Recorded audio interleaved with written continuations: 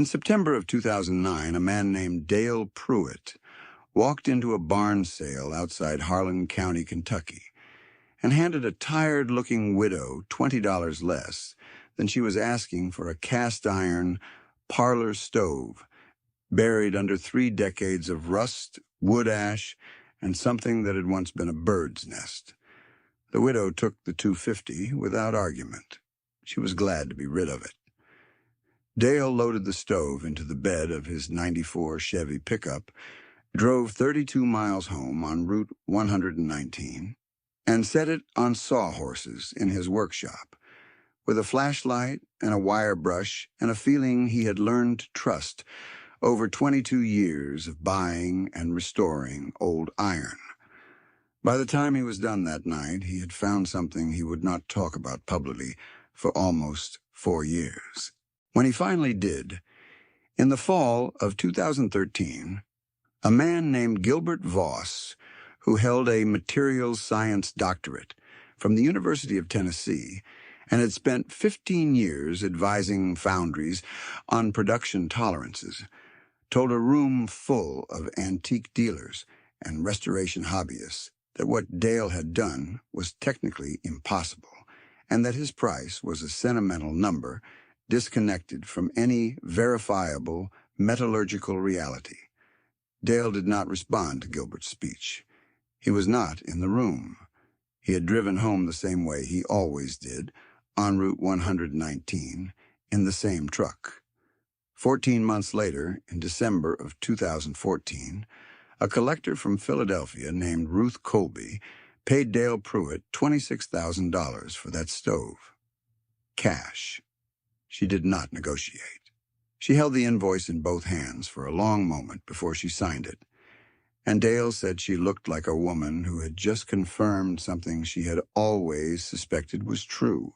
This is the story of what Dale saw in that barn, what Gilbert was certain he was wrong about, and how a piece of iron, more than 100 years old, quietly settled the argument by being exactly what one man's hands told him it was. Let me tell you about Dale Pruitt. He was 51 years old in 2009, a stocky man with big hands and a gray-streaked beard he kept short, known in Harlan County for 2 things: the patience to go slow and the stubbornness to go alone.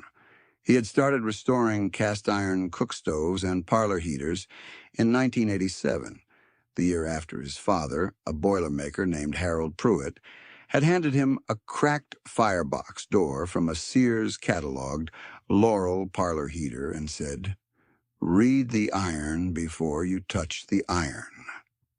Harold had been talking about stress cracks and wall thickness and the difference between gray iron and white iron, but Dale had understood it as a wider instruction, and he had tried to follow it ever since.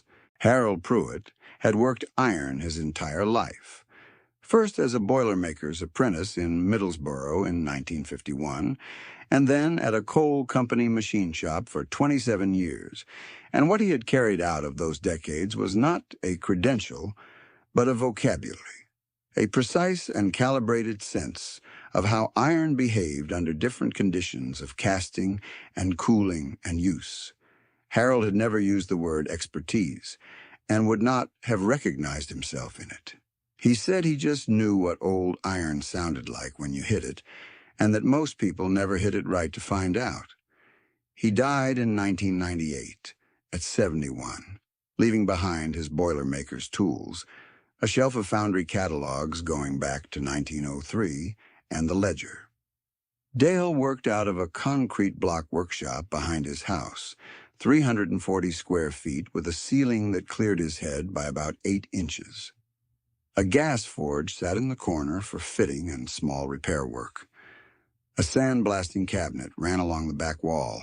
The shelves held 32 years of accumulated reference, old foundry catalogs marked with Harold's pencil, repair manuals from before the Second World War, a hand-drawn ledger his father had kept of every stove he had ever touched, the maker, the age as best Harold could determine, the iron grade as Harold read it, and the price Harold paid. Dale had added his own entries to the ledger since 1989. By 2009, the ledger was 412 pages long, and Dale could read a foundry's production habits the way a farmer reads a field, by what the ground said under the blade. He had sold pieces to collectors in 11 states, had turned down 3 offers to write a column for a restoration hobbyist magazine, and had never listed a piece on the internet. His business ran entirely on word of mouth, on the same principle his father had lived by. Do the work correctly and honestly, and the people who need to find you will find you. Harold had also said that advertising was a way of telling strangers things they hadn't earned the right to know yet, which was the kind of observation that made more sense the older Dale got. Let me tell you what he saw that September night, because it matters.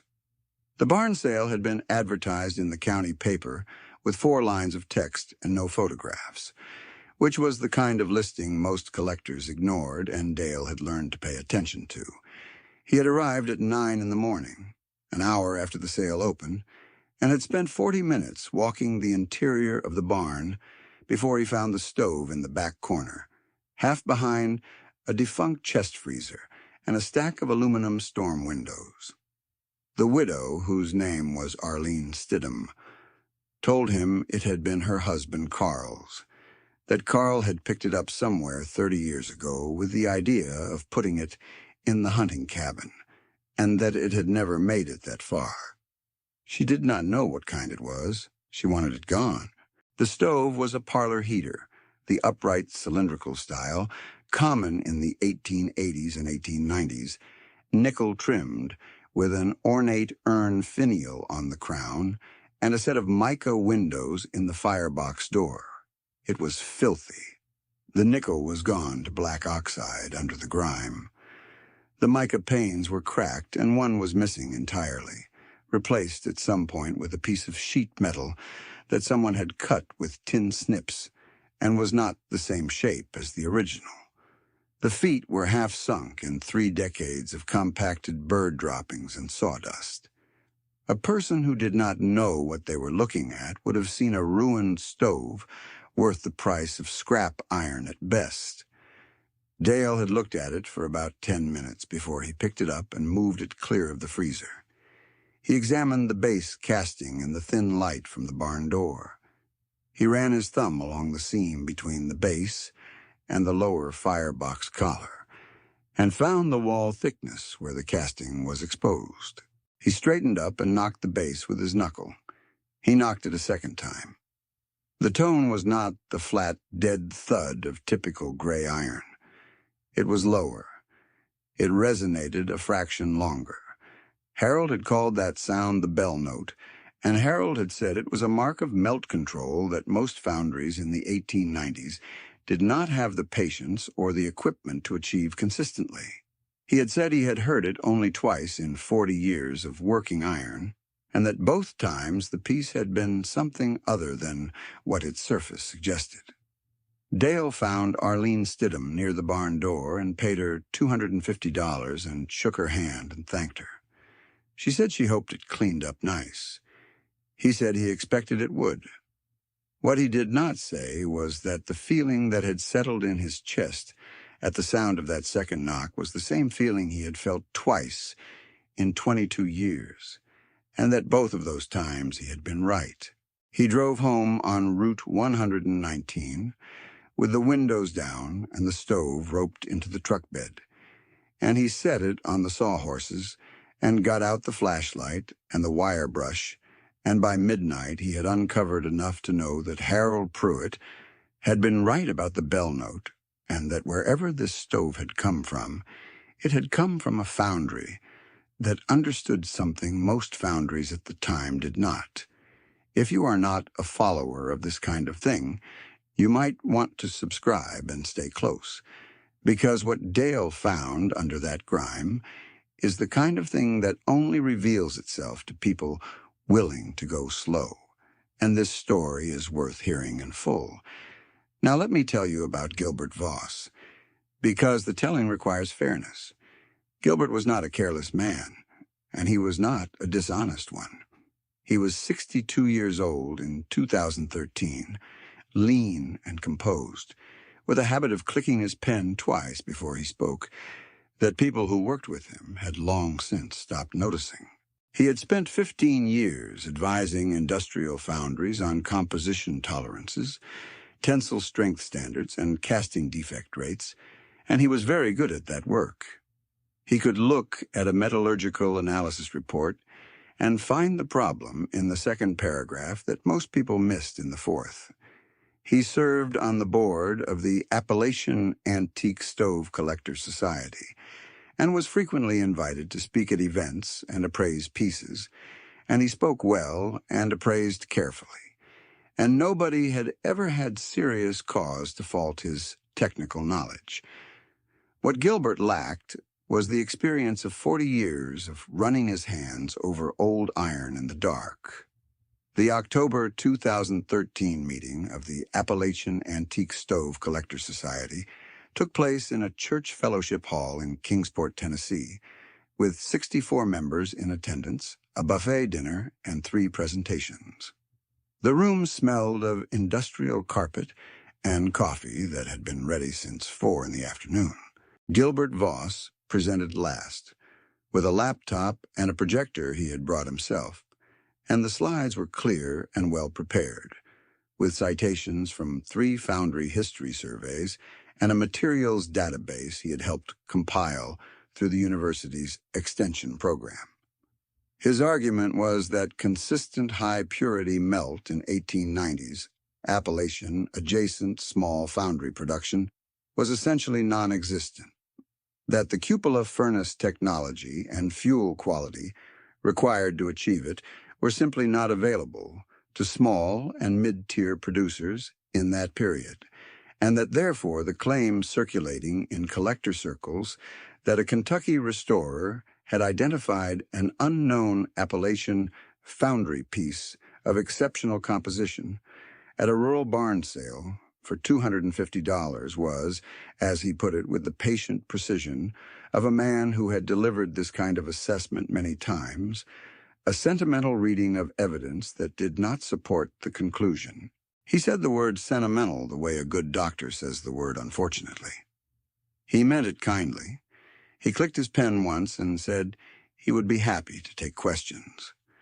A dealer from Knoxville named Rupert asked whether Dale Pruitt had submitted the piece for spectrographic analysis. Gilbert said he had not, to his knowledge. Rupert asked whether that was not therefore the recommended next step. Gilbert said that would be appropriate, yes, and that he expected the results would bring the assessment into line with the documented evidence. He did not say this with cruelty. He said it the way you say something you believe is undoubtedly true and are merely taking the time to explain. Dale Pruitt was not in the room. He had driven home from Harlan County that morning, helped Frank Combs dig out a fence post that had been set in concrete 20 years ago and had finally heaved sideways in the summer frost, eaten supper with Carol, and gone to bed at 9:30. He heard about Gilbert's presentation 3 weeks later from a collector in Lexington who mentioned it in passing during a phone call about an unrelated piece and said only, "I heard about that," and then moved on. It was not complete. Let me tell you about the foundry, because this is where the story turns. Dale spent 2 years between 2009 and 2011 chasing the maker's marks on that stove. The ornamental castings on the upper crown and the firebox collar carried a partial stamp he had never encountered in any catalog, including his father's collection. The stamp was 3 letters, the first partially obscured by a casting seam, where the metal had shifted slightly during cooling, the last 2 reading clearly as LK. Below the letters was a small, stylized flame motif, a simple raised casting of 3 tapered lines converging upward, the kind of foundry mark a small operation would have designed once and used without variation throughout its production run. Dale photographed the stamp from 4 angles and sent the photographs to 9 people, 3 were foundry history researchers he corresponded with regularly. 4 were archivists at state and university libraries across Kentucky, West Virginia, and Ohio. 2 were veteran collectors who had been working the Appalachian antique iron market longer than Dale had been alive. None of them recognized it. He mailed hand-drawn copies of the stamp to 6 more people over the next 8 months. He got 2 maybes and 4 polite negatives. What eventually cracked it open was the flame motif, not the letters. A researcher at Marshall University in Huntington, West Virginia, named Paul Durst, who had spent 12 years cataloging small industrial operations in the McDowell and Mingo County corridor, recognized the flame design as consistent with marks used by short-lived regional manufacturers in the late Victorian period and pulled the thread from there. After another 4 months of correspondence, Paul located a mention of an Elk Lick foundry in an 1887 McDowell County business directory, listed as a manufacturer of domestic heating appliances, employing not fewer than 25 men. He sent Dale a photocopy. Dale read it twice and sat down. Elk Lick was small. It employed at its peak 31 men, produced primarily wood stoves and parlor heaters for the regional market, and had closed without ceremony when the owner, a Swedish immigrant ironmaster named Anders Kullberg, died of pneumonia in the winter of 1893, and his sons chose not to carry on the business. What made Elk Lick unusual was Anders Kullberg himself. He had trained in Gothenburg under a master iron founder who had made his reputation in the Swedish tradition of controlled cupola melting, a process that used very precise fuel-to-iron ratios and careful slag removal to produce a more uniform, finer-grained gray iron than the looser batch production common in American small foundries of the period. Let me explain what that means in plain terms, because the mechanism is the whole story. In most small American foundries of the 1880s and 1890s, iron was melted in a cupola furnace, which is essentially a tall, vertical cylinder lined with fire brick, charged from the top with alternating layers of iron, coke, and limestone. The chemistry of the melt depended heavily on how carefully you managed the ratio of coke to iron, how consistently you maintained the air blast, and how thoroughly you removed the slag, which is the impurity layer that floats on top of the molten metal before the pour. Most small operations ran this process loosely. The labor was skilled, but the temperature control was approximate, and the result was iron with variable graphite content and a relatively coarse grain structure that worked well enough for production stoves but was not exceptional. Kullberg's Swedish training taught him a different approach.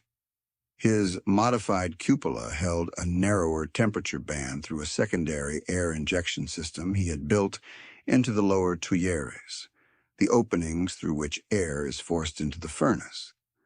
Tighter temperature control meant more consistent carbon absorption into the iron during melting. More consistent carbon absorption meant finer, more evenly distributed graphite flakes in the finished casting, which meant denser iron with better thermal mass, better crack resistance, and a slightly higher resonant frequency when struck.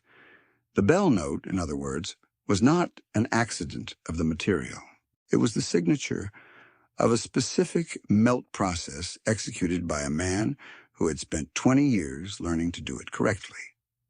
Kullberg had carried that training to McDowell County and had spent the first 3 years of Elk Lick's operation building his modified cupola before he poured a single piece for sale. He was not in a hurry. He had come from Gothenburg with $2,000, a set of technical drawings, and a certainty that if he did the work correctly, the iron would speak for itself. It did for 11 years to every coal country household that burned one of his stoves through a hard winter and found it still sound at the end of it. And because Elk Lick was small and regional and gone by 1893, and because Anders Kohlberg left no published papers and his foundry records had not survived a courthouse fire in 1919, almost none of this appeared in any documentation Gilbert Voss had access to. Almost none of it. There was one surviving document, a single letter Anders Kohlberg had written in 1889 to an iron founder in Charleston, describing his modified cupola specifications and the iron quality he was achieving, which had been preserved in a family archive and donated to a West Virginia University library in 1974. Dale found it in 2011 on his 47th letter to that particular library. A librarian named Helen Marsh, who had been working in the special collections room for 23 years and who had a habit of going through the uncatalogued boxes on slow Friday afternoons, found it for him. She scanned it and mailed it to Harlan County on a Wednesday, and Dale sat at his kitchen table and read it twice before he got up to put coffee on. He kept the letter in the ledger between his father's last entry and his own first one. By 2011, Dale had also had a core sample taken from the base casting by a materials lab in Lexington, and the composition report had confirmed what his hands and his father's voice in his memory had told him. The iron was a high-purity gray iron with a notably fine graphite flake structure, the kind of composition that required controlled melting and careful thermal management to achieve in an 1890s small foundry context, and that produced the thermal mass and crack resistance he had long suspected. The lab report cost Dale $430. He stapled it behind the Kohlberg letter in the ledger. He did not share any of this at the October 2013 event where Gilbert Voss made his speech. He had been invited to speak but had declined, citing a prior commitment, which was true. Now let me tell you about Frank Combs, because a story like this one needs a foil to make the math visible. Frank was Dale's nearest neighbor, 49 years old in 2009, a good-natured man who had grown up watching his father restore antique equipment and had caught, in his late 30s, what he called the iron fever. Frank pursued stoves the way he pursued most things, with confidence and momentum, and a willingness to spend money on the front end in exchange for certainty on the back end. If a piece came with a catalog description, an auction house provenance, and a letter from a credentialed appraiser, Frank trusted the paper. He had been raised to trust paper. His father had been an insurance adjuster. Between 2007 and 2013, Frank had purchased 19 antique stoves and parlor heaters, relying on auction catalog descriptions, collector society appraisals, and the guidance of exactly the kind of credentialed experts Gilbert Voss represented. He paid fair market prices as the collector market understood them, which meant he paid what the documentation said a piece was worth, which meant he paid what the documentation was capable of seeing. He had paid, in that span, a combined total of $81,000. He had 2 authenticated Acme oak parlor heaters that Gilbert had personally appraised, valued together at $9,500, and that had cost Frank $11,200 to purchase.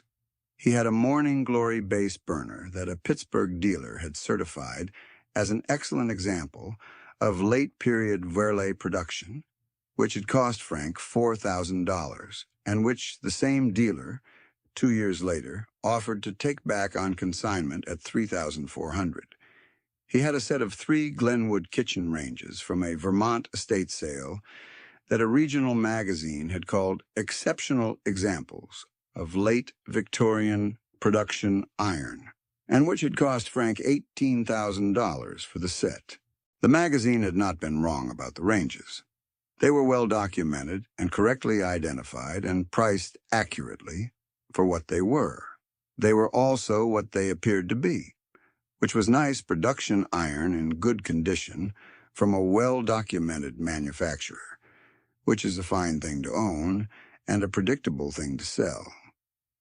In 2012, Frank sold 9 of his pieces at a Lexington auction to raise capital for a property purchase. He recovered an average of 41 cents on the dollar against what he had paid. The auction house took its commission, and Frank took the remainder and said, "Well, at least I enjoyed them." He was not bitter. Frank was constitutionally unsuited to bitterness, which was one of the things Dale liked about him. Dale had enjoyed his pieces too. He had also, by 2012, sold 8 pieces from his own inventory, most of them common production pieces he had found underpriced because he had looked past the surface presentation, restored to excellent condition using the compound and the patience Harold had taught him, and sold at prices that reflected what the pieces actually were rather than what they had appeared to be at purchase. He had averaged a recovery of about 87 cents on the dollar across those 8 pieces, counting his restoration costs. On 2 of the 8, he had done considerably better than that. The Elk Lick stove was not for sale in 2012. Dale was still working on it. The restoration took 14 months in total and somewhere between 340 and 360 hours of work, which was a number Dale arrived at by rough backward calculation and did not particularly trust. His father had not tracked hours either. Harold had said that tracking hours on a restoration was like tracking breaths in a conversation, technically possible and fundamentally beside the point. Dale stripped the old Japanning down to bare iron in the sandblasting cabinet, using a medium-coarse aluminum oxide grit at 60 pounds per square inch, which he knew from experience was the right pressure for cast iron of this wall thickness. He treated the surface rust with a phosphoric acid wash, applied cold, held for 40 minutes, and neutralized before the second pass. The firebox interior he cleaned by hand with a set of brass picks he had made himself from a welding rod, going seam by seam and corner by corner, because cast iron interiors accumulate a century of ash and carbon residue in ways that machine cleaning misses, and missing it means the refinished surface blisters in the first fire.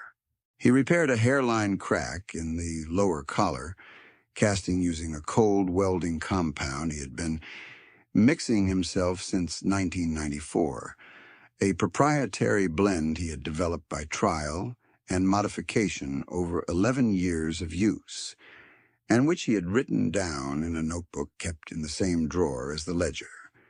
He refaced the mica windows with new muscovite panes, cutting them to size with a glass score and breaking them cleanly on a straight edge, a skill that took most restorers several ruined panes to acquire, and that Dale had been doing since 1991. He replated the nickel trim through a shop in Louisville that still did period-correct copper strike plating before the nickel layer, which produces a warmer and more durable finish than direct nickel on iron, and was the original production method for high-end trim in the 1880s. The shop charged him $480 for the plating work and told him the piece was unusual. Dale said he knew that. What Dale was precise about, through all of this, was the iron itself. He had cleaned the interior firebox walls down to bare metal and had found what he expected under the 10-power loop. The surface had a slightly smoother, crystalline structure than standard gray iron, the graphite flakes finer and more evenly distributed across the matrix, the cross-section at a scraped test area showing a uniformity that Harold had described as looking like good river sand compared to gravel. He had also found on the inside of the lower base casting a partial Elk Lick stamp identical to the one on the exterior collar, along with a single stamped numeral, a 7, which he eventually determined was a production batch number, consistent with Kullberg's 1889 letter describing his batch numbering practice for tracking individual cupola heats from charge to pour.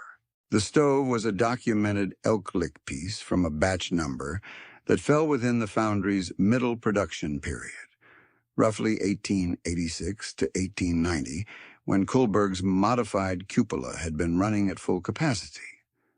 By Dale's reading of the foundry record and the metallurgical report and the Kullberg letter, it was, within the constraints of what could be known from surviving evidence, an exceptional example of exactly the kind of piece that a Swedish ironmaster had spent 11 years in McDowell County and 3 years before that in Gothenburg building the capability to make.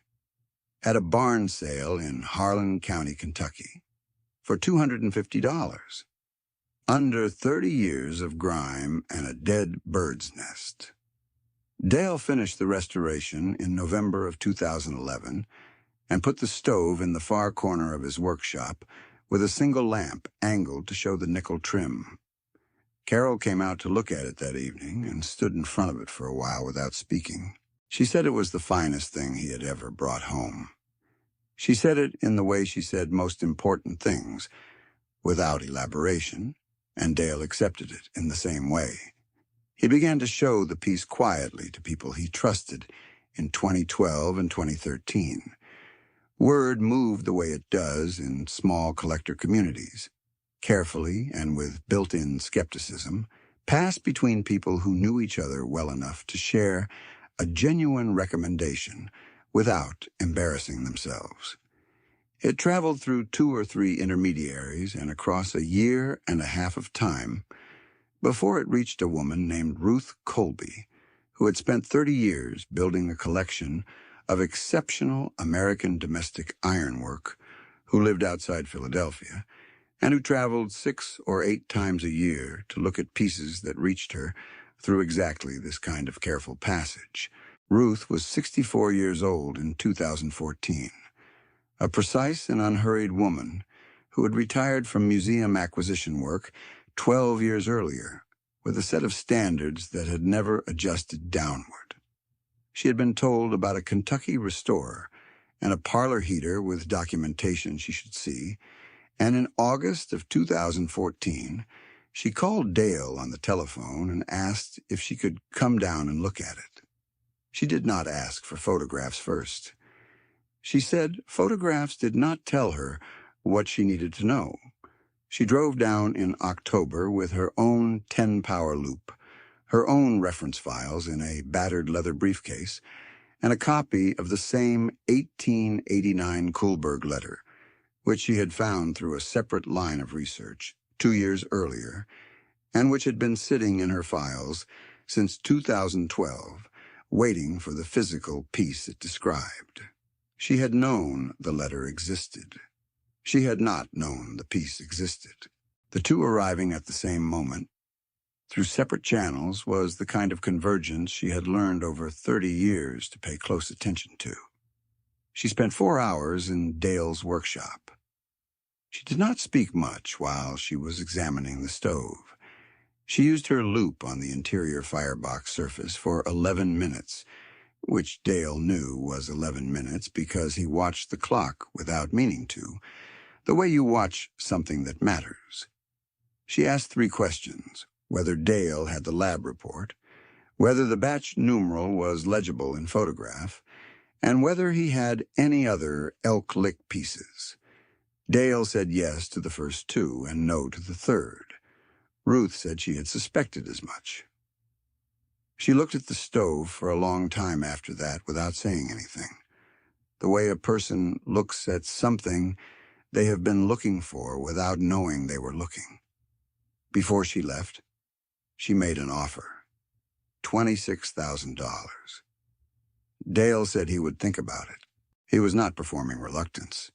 He genuinely needed to think about it, partly because $26,000 was a number that required consideration, and partly because the stove had been in his workshop for 5 years, and he had grown accustomed to it in the corner under the lamp. Carol told him that if he did not sell it to the woman who clearly understood it, he would regret it in a way that would outlast the stove, which was saying something about a piece of iron that might outlast all of them. He called Ruth in December. She drove back down and brought the cash in a bank envelope and a bill of sale she had typed herself, with all the documentation referenced by exhibit number. She signed it at Dale's kitchen table, and he signed it, and she loaded the stove into her SUV with Dale's help and a set of moving blankets she had brought for the purpose, and she drove back to Philadelphia in the dark. Dale stood in the driveway and watched the taillights until they were gone, and then went inside and sat in the kitchen for a while with the signed bill of sale on the table in front of him. $26,000. For a stove he had paid $250 for, with $430 in lab work and $480 in plating and roughly $400 in miscellaneous materials and supplies, and somewhere between 340 and 360 hours of his own time, which he did not count in the arithmetic because Harold Pruitt had raised him to understand that your time is not a cost if you are doing the right work. Dale deposited the money and paid off the last of a credit line he had been carrying since 2008, when a water heater failure had taken out part of his workshop floor.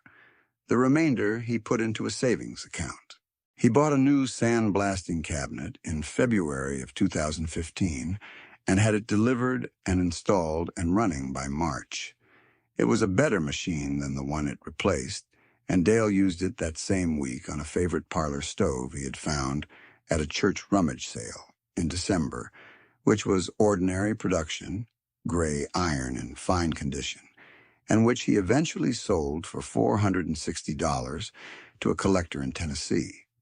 Most stoves are what they appear to be. That is also true. Now let me tell you what happened with Gilbert Voss, because this is the part that carries the moral weight, and it deserves to be told without cruelty. Gilbert heard about the sale through the Collector Society in a way that information tends to circulate in communities where everyone knows who knows what, which is to say quietly but completely. He called Dale in January of 2015, introduced himself, and Dale recognized the name immediately. Gilbert said he had heard about the piece and the price, and that he had been thinking about his 2013 remarks and wanted to understand what he had missed. He did not hedge his request. He said plainly, "I would like to know what I didn't know." That is not a small thing to say. Dale had heard men with credentials fail to say it their entire careers. Dale photocopied the lab report, the Kohlberg letter, and the relevant pages from his father's ledger, including Harold Pruitt's single notation for an elk-lick piece Harold had seen at a trade show in 1961 and had noted as exceptional iron, unknown foundry, without having been able to identify it at the time. Harold's handwriting in that entry was careful and deliberate, the way it always was when he was recording something he thought mattered. Dale mailed the packet to Gilbert in Knoxville and included a handwritten note on a piece of workshop notepaper that said, "For the record, Harold found it first." Gilbert wrote back 6 weeks later with a 3-page letter, measured and thorough. In the second paragraph, he quoted his own 2013 remarks verbatim, including the word sentimental, and then corrected them, one clause at a time, in the same precise technical language he had used to deliver the original assessment. It took him most of a page to undo what he had said in 2 sentences, which is usually how these things go. He then acknowledged the documentation, corrected his own 2013 position in its remaining specifics, and asked whether Dale would be willing to co-author a short piece on elk-lick for the Society Journal. Dale declined the co-authorship on the grounds that he did not write well enough for journals, which was not entirely true, but which was the polite version of the truth, which was that he did not want his name in print for something Harold Pruitt's ledger had really authored. He wrote back to say so, and Gilbert accepted it without argument, which was the second thing in this story that Gilbert got right. What Dale did agree to was teaching a one-day workshop at the Society's spring meeting in 2016 on reading cast iron composition without instrumentation, the way Harold had taught it, through wall thickness and fracture reading and surface grain, and the knock test Dale had been calling the bell note since he was 19. He brought 3 stoves as demonstration pieces, 1 standard production gray iron, 1 mid-grade commercial piece, and 1 elk-lick burner he had found in Williamson the previous year for $60. 11 collectors attended. One of them was Frank Combs, who drove up from Harlan County and sat in the front row and asked the most questions. After the workshop, Frank asked Dale if he would be willing to look at his remaining stoves before Frank made any more purchases.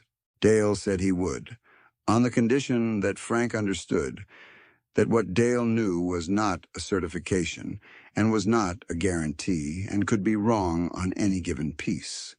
Frank said he understood that, and they shook on it. And in the 5 years that followed, Frank bought 7 pieces on Dale's informal read at an average purchase price of $480 each, and resold 3 of them for amounts that averaged $1,130, which Frank said was a better average than his previous 12 years combined.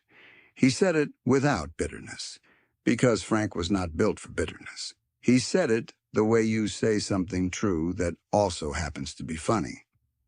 The Elk Lick Foundry has never been extensively documented, and it may never be.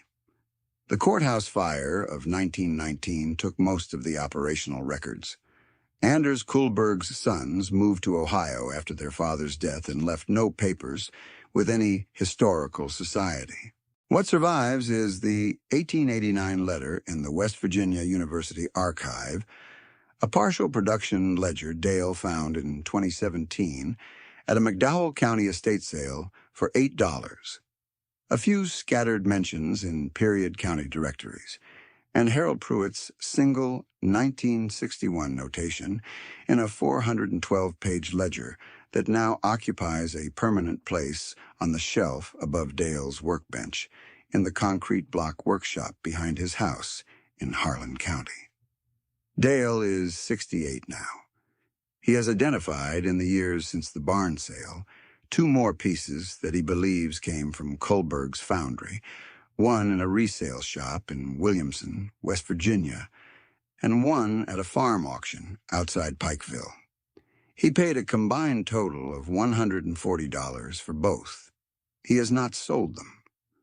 They sit in his workshop under the lamp, and he looks at them the way you look at something that keeps teaching you things every time you go back to it. His hands still read iron the same way Harold's did. He still drives the same truck. Route 119 is still the way home. The world that Gilbert Voss moved through was not wrong in any dishonest sense. It was built on the best available documentation, and the best available documentation was genuinely the best that had been assembled by the people doing the assembling. The problem was not that the documentation lied.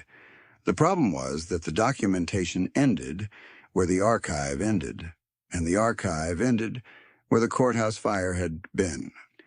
And a small Swedish ironmaster who had built a better cupola in McDowell County, West Virginia, and died of pneumonia before he could be properly written about, had slipped through the gap entirely.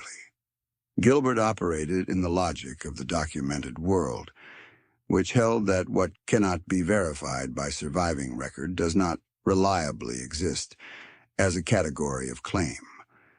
That logic served him extremely well for most of what he was asked to do. It failed at the edge, at the place where the records ran out, and the physical evidence still lived in the iron itself, waiting for someone who knew what to listen for. Dale operated in a different logic. He operated in the logic of accumulated attention, of 40 years of hands-on iron and a father's voice teaching him what to listen for before he touched anything. That logic does not produce certifications. It does not produce appraisal values the collector societies can ratify. What it produces is a feeling confirmed by evidence, a bell note confirmed by a lab report, $430 later, a $250 purchase confirmed by a $26,000 sale 7 years after.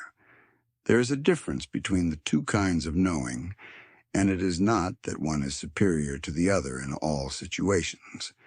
Gilbert Voss is genuinely valuable in a room where the question involves documented provenance and known production runs. He is exactly the right authority for most of what most collectors need most of the time.